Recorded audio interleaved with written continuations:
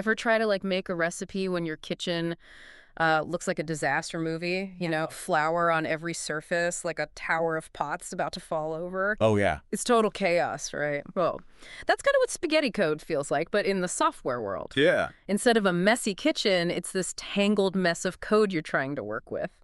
So that's why we're diving into this blog post from the Dojo MX blog. Okay. The title is in Spanish, Entendiendo la cohesión y el acoplamiento en el software. Right. But honestly, it's way easier to understand than it looks. It is, yeah. Promise. Much less intimidating than it sounds. This blog is all about making like tech stuff clear, and they even have a YouTube channel with more content if you're interested. Yeah, they're really good at taking these complex ideas and making them, practical, giving you things you can actually use. I like the actionable stuff. Okay, so back to the messy code. This post is going to be our guide to like keeping our code from becoming that nightmare that makes developers want to quit. Yeah.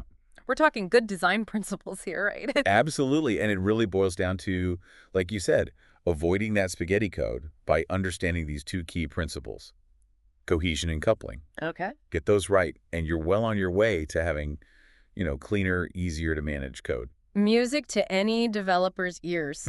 Less chaos and more like a perfectly organized Michelin star kitchen. Exactly. All right, let's break it down. First up, cohesion.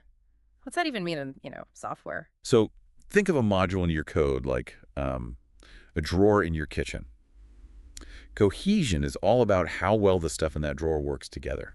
High cohesion means everything inside has a unified purpose, like they're a team, right? Gotcha. The blog uses a good example with the chatbot. Yeah, I remember that. Instead of having all the chatbot's info, like user data, the actual conversation flow, and how it talks to different platforms, all mixed up. Right, all jumbled together. You separate those out Yeah. into their own dedicated modules. Okay, so each module is more focused then. Right? Exactly. Each one becomes more specialized, more independent. Let's say you want to, tweak how the chatbot greets users, make it a little more friendly. With high cohesion, you only need to adjust that conversational logic module, not the entire system. Okay, so high cohesion keeps things tidy. Like a well-organized kitchen, it's manageable. But what happens if we just, ignore this whole cohesion thing? What's the worst that could happen? Let's say, with our chatbot example, it's a jumbled mess. Oh, man, you're talking about a recipe for disaster. Let's say you need to change a tiny detail, like how the chatbot says hello, but just on WhatsApp. Okay. With low cohesion, that tiny change could snowball. It might accidentally break how it connects to Facebook Messenger, or even worse, mess with user data. You're talking about a ripple effect, and trust me, nobody wants to be cleaning that up. Ugh, that sounds awful. As fun as untangling Christmas lights that are also mixed up with, Halloween decorations. Right. Not a good look. All right, so we've tackled cohesion, keeping things organized and focused within a module. Now on to the next ingredient in good software design. And this one can be a little trickier. Oh, how so? Well, it's not that it's bad, necessarily. It's just that you can have too much of it. Okay, now you've got me curious. What are we talking about with coupling exactly? Think of it like, remember those kitchen drawers? Coupling is about the relationship between them. How much do they depend on each other to function? Low coupling is the goal, meaning those drawers or modules can work independently. Yeah. You don't want that domino effect happening every time you make a change. So we're aiming for modules that aren't codependent then. Precisely. Okay, so low coupling is like having those perfectly organized drawers where you can find anything, without messing up everything else. Yeah. Sounds like a dream, honestly, especially if you've ever dealt with a messy code base. Can you give me an example? How does coupling actually work, in the real world of software? Sure. Let's use the blog's e-commerce example. They talk about you have your product catalog, your shopping cart, and then payment processing, all separate modules. Right. High coupling would mean these are all tangled up.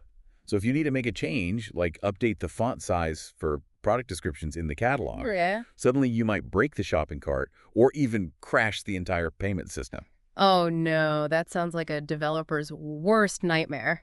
You'd be fixing bugs forever. It's like that domino thing where one tiny thing sets off like a huge chain reaction. Yeah, exactly. High coupling makes things really fragile.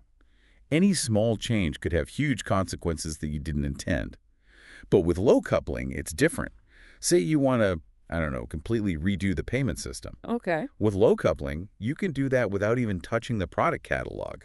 They're independent. So it's like each part has its own job and they're not all up in each other's business all the time, right? Yes, exactly. That makes updates so much easier, I bet. Absolutely. You're not constantly worried about breaking something else every time you make a change. You have the freedom to experiment and adapt more easily. It's like instead of being stuck in a maze, you have a map, right? With clear directions. Yeah, exactly. Okay, I'm starting to see how this works. Didn't the blog mention something about zero coupling, though? They did. And it's true that getting to zero coupling is almost impossible. Hmm. In reality, some level of coupling is going to happen. Like, you can't have a website where the product page and shopping cart are totally disconnected, right? Right, right. The point is to be aware of those connections. Try to keep the coupling as low as possible so your code base stays flexible. Makes sense. So it's more about being smart, not trying to eliminate it entirely. Yes, exactly. Mm. And the blog actually talks about this history, how a computer scientist named Larry Constantine identified these 4 factors that affect coupling Oh, really? back in the 60s, actually, and they're still relevant. Wow, they must be important if they've stuck around that long. Hold on, though. Before we get too far into that, let's come back to cohesion for a sec. How do these two ideas, cohesion and coupling, how are they related? Because they seem connected somehow. You're exactly right. They are connected. They're like 2 sides of the same coin when it comes to good Mhm. software design. The cool thing is, when you have higher cohesion in modules, you naturally get lower coupling between them. Ah, so if each part knows its job really well, Right. it doesn't need to rely on the other parts as much. Exactly. Like that well-organized drawer. Everything has its place, so you don't need to borrow things from other drawers. I get it. So what's the takeaway for like developers in their everyday work? What's the benefit? Well, remember that nightmare scenario of everything breaking because of high coupling? Oh, yeah.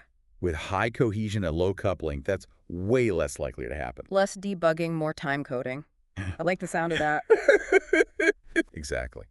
Plus, it's just easier to work with overall. Think about updating or maintaining your code. Low coupling means different people can work on different modules at the same time without getting in each other's way. Oh, right, because you're usually working on a team, not alone. Right. It just makes the whole process smoother and more efficient. So it's like instead of building a house on like a shaky foundation, Yeah. you've got this strong, solid base. Exactly. And you can build on it however you want. So we're talking like less stress, faster development, everybody wins. Exactly. And the best part is these principles, they're not just for software, you know? Think about it. How many times have you seen a project, any project, fall apart because it's disorganized or relies too much on one thing? It's true. We've been talking about code, but now that you mention it, this applies to so much. Absolutely. Imagine like remodeling a bathroom, right? Okay. High coupling there would be having to redo all the plumbing just to move the mirror. Oh, that sounds stressful. Right. Low coupling means you can change things independently without a domino effect of chaos. Okay, that's a good analogy. I'm seeing cohesion and coupling everywhere now. It's like, I don't know, a secret language of good design, whether it's software or just organizing your to-do list. It is. It's about understanding how things connect and then managing those connections so they work for you, not against you. It makes you think, where else could we use this? Like, we're just scratching the surface here, right? Hold on. Any final thoughts for our listeners before we finish up? Well, you know, the blog really stresses that this is about actually doing stuff, not just reading about it. Right. Like, you don't become a chef by just reading cookbooks. Exactly. You got to get in the kitchen, make a mess, learn by doing. So for everyone listening, think about a project you're working on, anything that feels complex. How can you break it down? Right. Can you make it more modular? So the parts work well together, but aren't overly dependent on each other. It's a good question to ask. How often are organizational problems really just bad cohesion and coupling in disguise? That's something to think about. Great point to end on. Well, everyone, that's our deep dive into cohesion and coupling. Hopefully you learned something new today, something you can actually use.